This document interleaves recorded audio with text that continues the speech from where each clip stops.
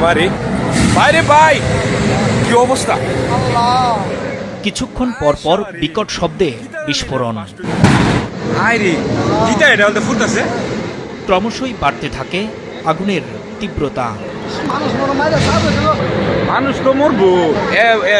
এ বাসাটার মধ্যে যারা আছে এরা খুব রিক্সে আছে।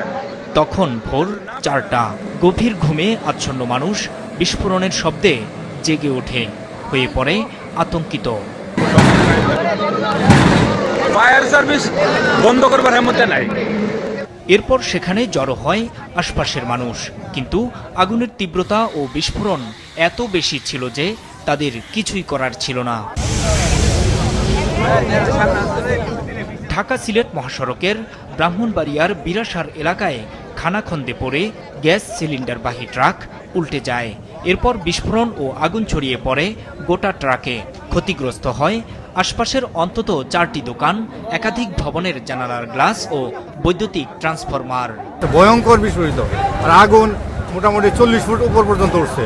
এখানে ট্রান্সমিটার পড়ছে, পাশে ছিল গ্যাস ফিল্ড। ভাগ্য ভালো যে গ্যাস ফিল্ডে যায় নাই বা বাতাসের কারণে এই পাশের বিল্ডিংগুলোতে লাগে নাই।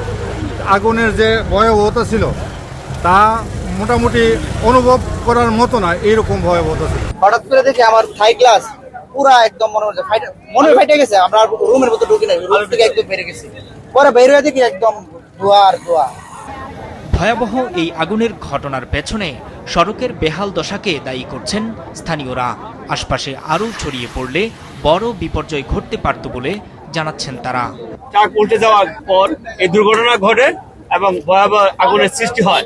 এই সৃষ্টির একমাত্র কারণ হচ্ছে রাস্তা। বৃষ্টি হলে পানি জমে, ড্রাইভাররা দেখে না কাটা, এই জন্য গাড়ি উল্টায় অ্যাক্সিডেন্ট হয়। এই 4 লেনের কাজ যা আমরা দেখতেছি বিগত 4 থেকে 5 বছর ধরে চলতেছে। এখানে দিনে প্রত্যেকদিন মিনিমাম 10টা থেকে 15টা করে অ্যাক্সিডেন্ট হচ্ছে। এরপর সংবাদ পেয়ে আসেন ব্রাহ্মণবাড়িয়া ফায়ার সার্ভিসের কর্মীরা। পরে যোগ দেয় সরাইল ফায়ার সার্ভিসও। তবে দুর্ঘটনা কবলিত ট্রাকটির চালকসহ কেউই হতাহত হয়নি বলে জানায় ফায়ার সার্ভিস। এখন পর্যন্ত আমাদের কোনো যানবাহনের ক্ষয়ক্ষতির কোনো নিউজ নাই। তো আমরা এখন পর্যন্ত কাজ করে যাচ্ছি। আগুনের এই বাবদ শেষ হলে আমরা এক্স্যাক্টলি কী কারণে অগ্নিকাণ্ড সংঘটিত হয়েছে আমরা সেই বিষয়টা আপনাদেরকে বলতে পারব। নূর মোহাম্মদ, মাছরাঙা নিউজ ডেস্ক।